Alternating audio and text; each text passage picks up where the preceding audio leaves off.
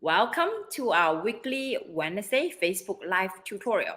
So, if you are joining me on Facebook, make sure you click on the StreamYard link so I can see your name. If you're joining me on Instagram, just say hi. And if you're joining me on LinkedIn, same thing. Click on the StreamYard link so I can see your name as well. So, for those of you who is joining me the very first time, my name is May Yo Silvers. I am the owner of M2 Hospitality, an event planning company, and also the founder, event mentor, and coach for Events for Anyone, where we provide a mentorship program called the Unstoppable Eventrepreneur, where we help event planners like you to start and grow your event planning company into a multiple six-figure profit business, just like mine. Okay, so I am recovering from a cold, and I lost some of my voice through the coughing and whatever. So I'm sucking on a cough drop. So I just want to let you guys know, because I don't like to eat and talk at the same time. But I got to suck on this mint so that I can have some of my voice back. Hey, Christine. So if I'm not calling out your name, it's not because I didn't see you or I didn't want to acknowledge you. I just want to make sure that I am being respectful of your time. I know some of you is during your lunchtime. So hi, Akira. Thank you for joining me on Facebook. Who do I have? Hi, Misty, joining me on Instagram. Okay, so today I want to talk a little bit about how do you build brand visibility and make money by hosting an in-person event. I am not talking about a virtual event. I want to stay focused on in-person events because, I think a lot of us are craving for the personal in-person touch, right? That you can actually see someone, feel someone's energy. Virtual is great. Virtual is great, and it's a cheap, economical way to do events. 100%. I'm not going to lie and say that, no, don't do virtual events. Don't do ticketed virtual events, because I've done it myself and I make money too. So what I'm going to teach you today, some of the principles apply to virtual events and in-person events, and some only to in-person events. So just listen to it and use it to your own needs, okay? So, hey, Stephanie. Okay, hey, Chensei, thank you for joining me on Facebook. And then I have, hey, Stella, and I have some new Instagram followers. One thing about Instagram is I don't understand, why wouldn't they just display their name? I don't remember everybody's social media handle. And then, of course, there's YouTube as well. Okay, so when we talk about in-person events, right? Why is it so great to have in-person events? And I'm also in the process of planning one I'm planning quite a few for my clients, and also working on doing one for our members inside the mentorship program. Just have to find the right month to do it, whether it's end of this year or the beginning of next year. Hey, Helen. So when we do an in-person event, regardless whether it's virtual, when we do an event, okay, regardless whether it's virtual or in person, it is a great way to build brand visibility. Because the people, if you have done your marketing correctly, okay, the people who is in that room, regardless whether it's a virtual room or an actual space, those are the people who come for you. So those are the people who are coming to learn from you, to hear what you have to say. So you are basically you basically have a room full of people who wants to learn about what you have to say, and they want something that they don't have. So they want to hear from you. How did you get from here to there? What do you have to share? So that when they leave the event, they have elevated themselves in many ways, okay? Knowledge-wise, emotionally, physically, whatever. So you have a whole group of very targeted people. When you market the event, they already know that they're coming for a purpose, okay? They're coming for a purpose. So you have this whole room, virtual or in person, you have this whole room. Hey, Lashana, thank you for joining me. It's been a while. So you have this whole room of people who are just here for you, who's just here for your content. Where can you go to a space where people is showing up just to hear what you have to say?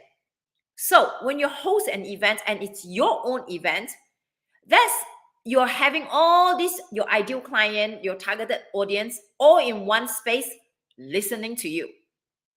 Just like now, I have a virtual room, right? I'm doing this event virtually. You are here because you want to learn from me how to build brand visibility and make money by hosting an in-person event, correct?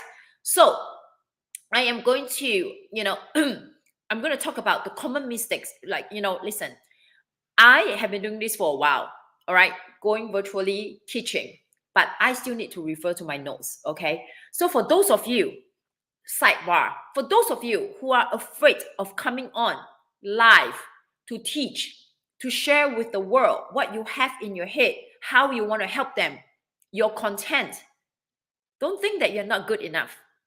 Don't think that you start hawing. It's common, it's normal, it takes practice, okay? And sometimes when the content is very, very rich, I have to write down my notes so that I can refer to what I want to say. Otherwise, I'll just go off in a tangent, okay? And I just posted inside Instagram and my Facebook story, doing it messy. I show a picture of me. How do I set up my computer and my iPad and my phone for Instagram? I say doing it, taking messy actions. And I really don't care how perfect the setup looks. All I care about is you give me your time and I'm going to be here to give you whatever I have to teach you so that you can bring your business to the next level. Okay? All right. So the common mistakes that people make when they do an in-person event, okay, ticketed in-person event or virtual, doesn't matter, okay, is they price it based on how much they want to sell the ticket for, okay? And this point is extremely important when it comes to in-person event, because in-person events tend to cost more than a virtual event. So the mistake number one is people price the tickets based on how much they want to sell the ticket for, okay, their gut feeling. And a lot of times it's based on how much they think people will want to pay for the ticket. So they want to do an in-person luncheon, they want to do an in-person seminar, okay? And they say that, oh, you know what, based on the market rate, this is how much I want to charge, $297, $1,000, $997, whatever, $1,500, $2,000. You come up with a number yourself in your head, okay? They say, this is how much I want to charge. And I think this is how much people will pay, and because that's the market rate. That's mistake number one, okay? Now, mistake number two, they sign a contract with a venue. They sign a contract with a venue without thinking about what is the return on investment from hosting this event, and without going through a pricing and marketing strategy thought process. So this is how a lot of you, and I know because you're in my circle, is when you say that I want to plan an in-person event, right? You say, oh my God, it's so nice to be able to do this in-person event. I'll be able to invite this speaker, or I'm able to speak. And I saw this venue is so pretty. And, this space is big enough. I think I can fit up to 50 to 100 people. And okay, I'm going to do it on this day, this time. And this is what I'm going to talk about. And I think I'm going to charge it at this price because I think this is how much people can pay. So you go to the venue, you ask the venue, hey, do you have availability? And then once you find out about the availability, it says, okay, send me a contract. Let me know how much, okay? And then because you're so passionate and so enthusiastic about the in-person event, you sign a contract with the venue. Okay, the contract tells you how much room rental fee and how much is the food and beverage minimum. Okay, you sign the contract, okay? So you know how much you have to pay the venue, and you also know how much you want to sell the tickets for based on your gut feeling, based on the market rate, okay? Based on how much you think people will want to pay. Those two mistakes, okay? I want you to go back from the very beginning, from the very, very, very, very beginning. When you think about you want to host an in-person event, okay? when you think about you want to host an in-person event, virtual event, whatever, you have to ask yourself, what is the goal of hosting this event? What is the goal? The most common goal, brand visibility, is for sure. Okay, because you're inviting people to come to your space, okay, virtual or in person. You're inviting people to come to your space, they're listening to you. So people hear about you, people know about your brand. Brand visibility is granted. Every time you do an event, virtual or in person, you definitely have brand visibility, especially if you market it to a wide, to a big group of people through Facebook ads, Google ads, through organic marketing. Okay, so brand visibility is for sure. But what else? What other goals do you have? Is this a conversion event?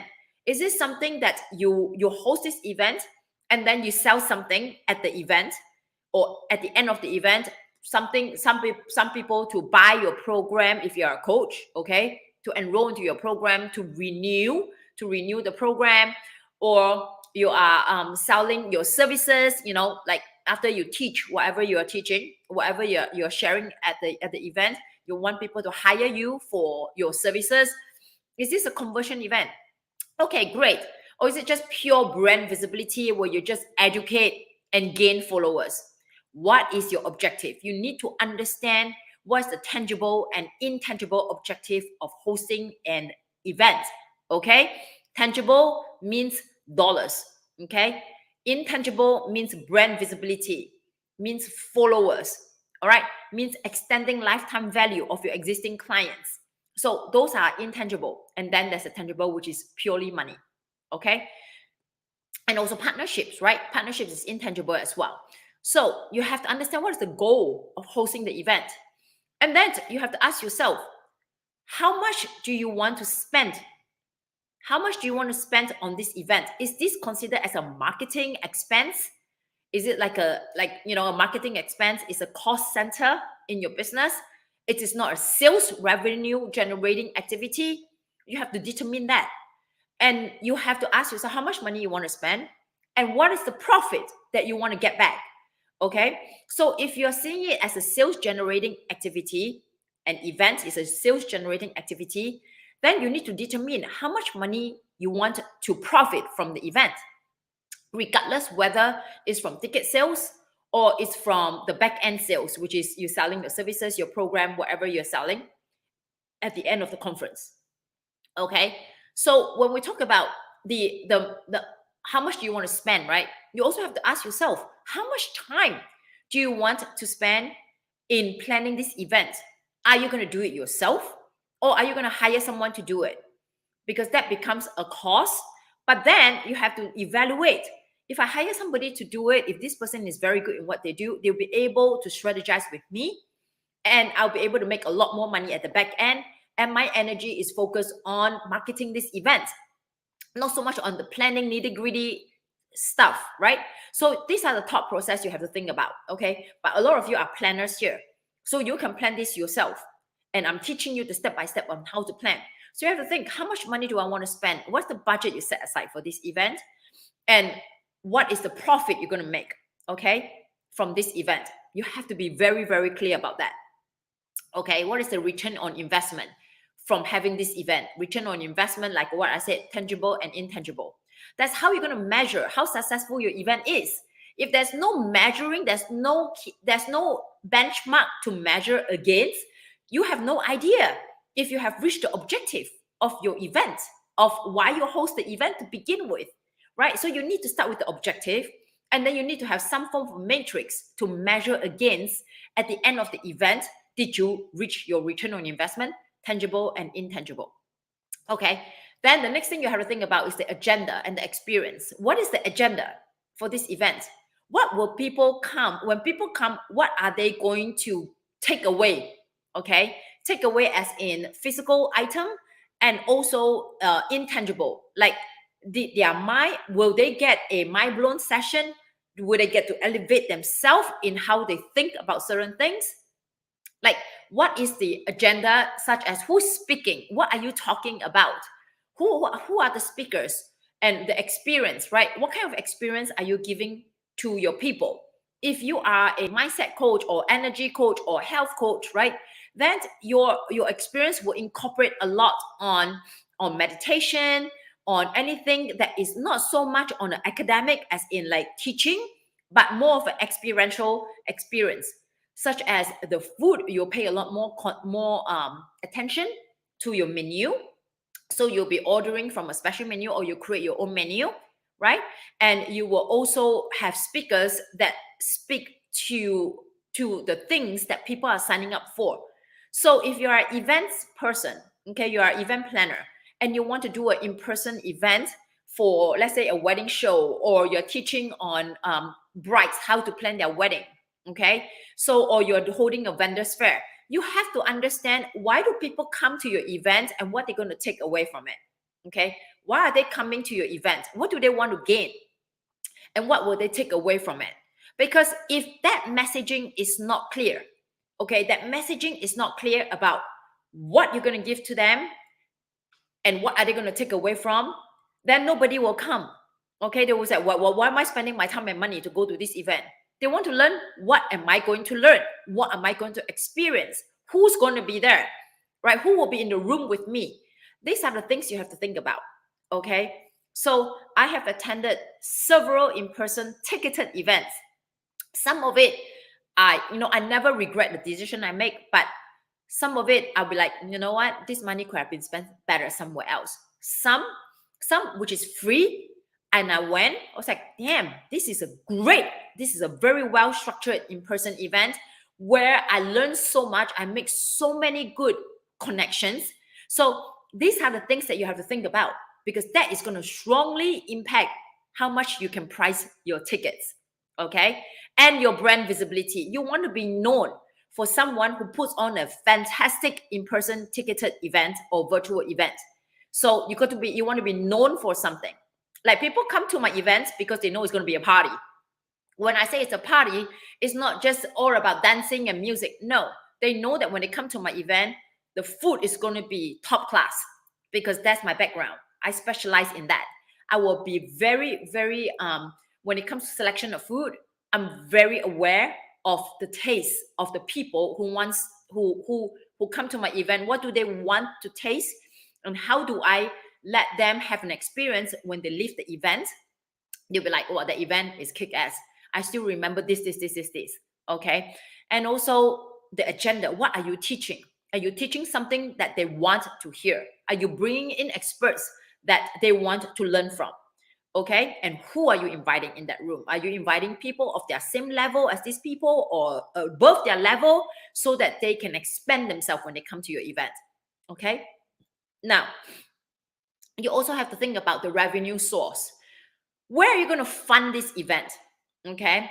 When you're funding your events, is it from your own pocket? Is it from your marketing funds of your business?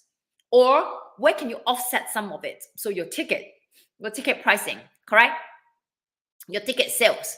And also from other source of revenue, such as you selling something at the back end so that they can offset the cost of the event. And also from sponsors, exhibitors, right? Merchandise.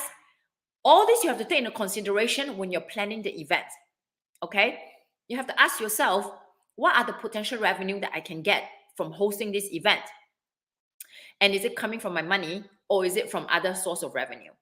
And this will also greatly impact how you should price your ticket, okay? When you're pricing your ticket, you need to look at your cost and you look at your potential revenue, okay? You need to look at what is the minimum tickets you need to sell in order to pay off what you have contractually agreed to, okay? What is the minimum ticket you need to sell at what price? These are the things that you have to think, okay? And we just taught a class inside our mentorship program in that last week. We went through the whole spreadsheet, and we went through line item by line item with my members inside the mentorship program. And I taught them, how do you come out with the break-even number of tickets you need to sell? How do you price your ticket based on how much the event is costing and how much money you think you'll be bringing in? So we went through that in detail. So, but here I'm giving you a guideline. Okay, you got to look at how much money is coming in, how much money is going out. What is the minimum tickets that you need to sell in order to fulfill the contractual agreement so you don't lose money? and also what's the maximum capacity the space has in order to sell the most number of tickets. You got to understand what's your variable cost and your fixed cost. Your variable costs are costs that fluctuate, like food and beverage. It fluctuates the more tickets you sell. And then the fixed cost is, it doesn't matter whether you sell 1 ticket or you sell 100 tickets. These are the costs you need to incur, like the room rental fee, like the speaker's fee. So you have to understand all that. So now you identify your revenue source. Where can you get the extra money to offset the cost, right, of the event? Then you need to ask about your, I see, thank you so much, you love this session. Your Facebook user, I can't see your name, so type your name or click on the StreamYard. Okay, everybody follow me so far? Everybody is following all the points so far? Okay, this is probably something that you have to watch a few times. If you're planning to do a ticketed event, this is something you probably have to look at it a few times to catch all these, hi Marcy, to catch all these pointers, okay? Then we have the food and beverage component, right? If you are having a ticketed in-person event, you have to ask yourself, do you really need to feed these people? What do you need to feed them? Do you need to feed them breakfast? Do you need to feed them lunch? I have been to an in-person event that I wasn't fed for breakfast or lunch. But because the content was so solid and the people who's coming are people that I want to mingle with, I have no issues that there is no structured breakfast or lunch. I was able to go eat whatever I want, and I gathered the people I want to talk to. I say, hey, let's go grab a bite at this cafe. So you need to think about, is there a need for you to actually serve food and beverage? And if you do, what do you want to serve? Okay, depending on the nature of the event and the experience of the event, because that is going to be your biggest, one of your biggest costs, okay, cost center when it comes to food and beverage. And venues, food and beverage is not cheap because they are subjected to tax and service charge. All right, so those, if the price is $20, you need to add 30% on top of that, or sometimes even 35%. Okay, so it's no longer cost you $20, it costs you like $35 or $30. Okay, all right, then you think about the audio-visual component. Okay, the audio-visual component, do you need to have a big production? Do you need to have lights, camera, action? Right, I will always suggest, if this is your very first time doing your in-person event, and I'm not talking about vendors fair, I'm talking about more of a summit or a conference, okay, I would say keep the audio visual to the minimum. Okay, maybe a few microphones, a few uplights, a screen, and an LCD projector. Don't spend too much time on making a big production, because a lot of times it doesn't serve any extra purposes. Okay, you want to invest your money in creating the experience, and audio visual doesn't create experience. So what will create experience? Very intimate conversation that people will leave, will be like, wow, this is a great content. Okay, audio visual is to facilitate how people can see you and hear you. If you're having an in-person event, if you want to sell virtual tickets for people who cannot come for whatever reason, you want to live stream this. Okay, that's another revenue component. So you're not just selling in-person tickets, you're also selling virtual tickets, and virtual tickets are a lot of times 50% to 75% cheaper than in person. All right, so yes, that's where the audio-visual component comes in. What do you need to live stream? How many cameras you need? Do you need a tech to actually look at the chat that's coming in? Are you taking live questions? Are you just letting them watch? These are the things you need to think about. All this, okay, all this will come onto your event spreadsheet. So you're going to see what are all the costs, okay? What is the capacity of the space? Okay, what is the capacity of the space? What's the max capacity of the space? And what did you contractually agree to that you have to pay? Based on that, you need to calculate how many tickets you need to sell and at what price point. Once you have done this exercise, when you put it on the spreadsheet and you look at the cost and look at how much money you want to make, okay, a lot of times you will realize that the initial cost of the tickets that you say you want to price your ticket at is too low. It's too low. Or when you say that I only want to sell it to 50 people, and then you realize that, oh my God, I need to sell 100 tickets at this higher price point because this is what you wrote. I want to make this much money. So all these I'm teaching you from the back end, detailed planning, and then you know how much to sell. do not make the mistake of selling it at whatever price you want to sell or whatever price you think the people can pay. Okay, without doing this exercise first, you really got to know your price. Now, brand visibility, again, if you really market this event well, okay, what happens when you market this event well, when you know what is the experience that they want? A lot of times I will advise my client, before you even do an in-person event, okay, you need to send out a survey. And if you're sending out to your ecosystem, people who has been following you for a while, you want to send out a survey to them and ask them, what are the topics do you want to hear? We're planning to do an in-person event. What are the topics you want to hear? What do you want to learn? If you're putting together a wedding show, okay, if you're putting together a wedding show, you event planners over here putting together a wedding show or educational summit or whatever you're putting together, you want to ask your audience, what do you want to learn? What do you want to achieve at the end? You want to also ask them, do you want breakfast to be provided, or are you okay, because that would impact the ticket price? And I guarantee you a lot of them will say that no, I'd rather that you don't provide food and beverage so to keep the ticket price low. So when they come, they are not bitching, how come the host is not serving me breakfast or lunch? Okay. And when you do a questionnaire like that, I've guided my clients to put through a very detailed questionnaire.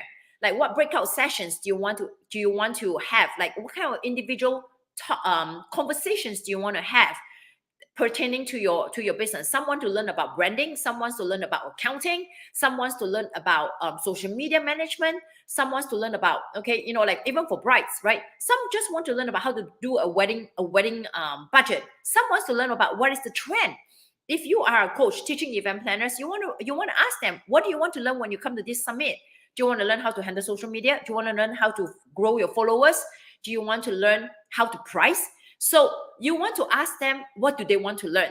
So based on their feedback, you're creating the agenda. And the agenda is going to be so irresistible because they are the one who told you what they want to learn. And based on that, you're so easy for you to sell the tickets because you're selling to people what they said they want. Make sense? So don't start creating in your head, okay? Oh, these are the things that I want to teach. But a lot of times, the things that you want to teach is not what people want to learn.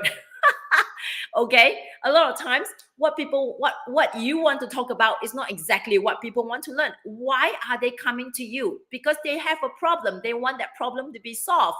Or they don't even know they have a problem. But by coming, you're highlighting certain things that you elevate them to the next level, that these are the things that you will experience as you grow your business. These are the things that you experience as you're planning your event. Okay. And you also want to be able to accommodate, if possible, the room full of buyers and sellers. So if you are doing a vendor networking event, and you're selling tickets, $10 to come to the vendor networking, you better make sure that these vendors are able to meet a potential buyer in the same room.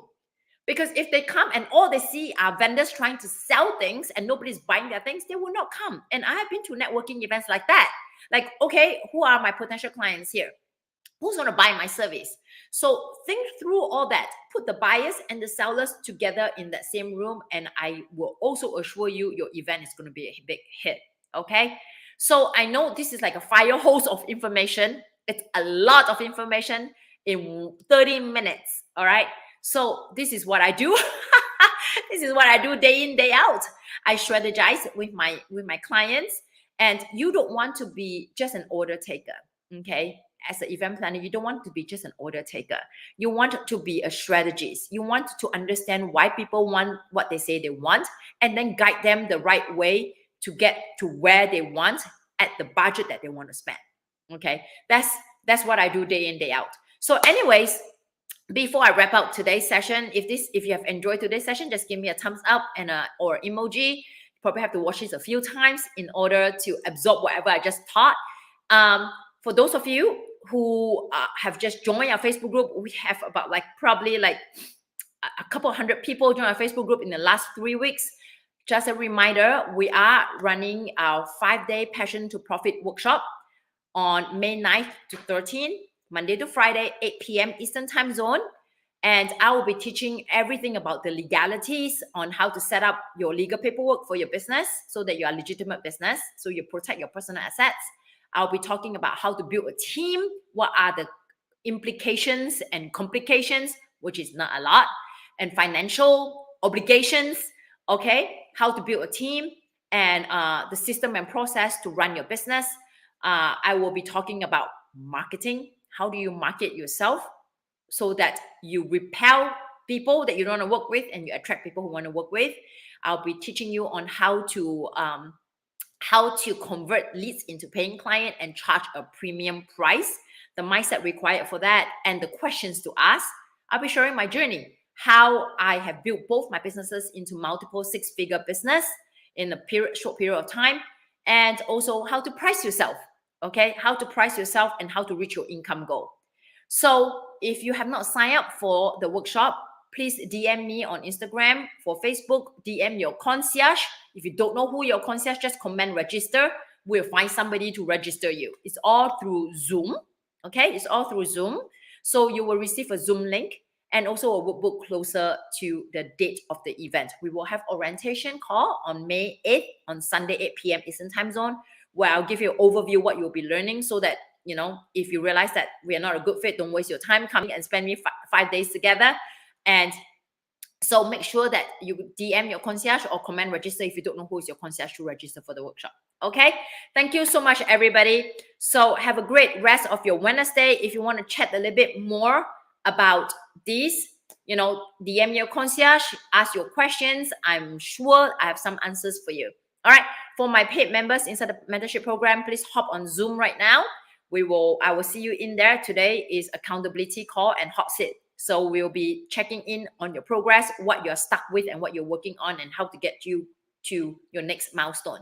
Thank you, everybody. Have a great rest of your Wednesday.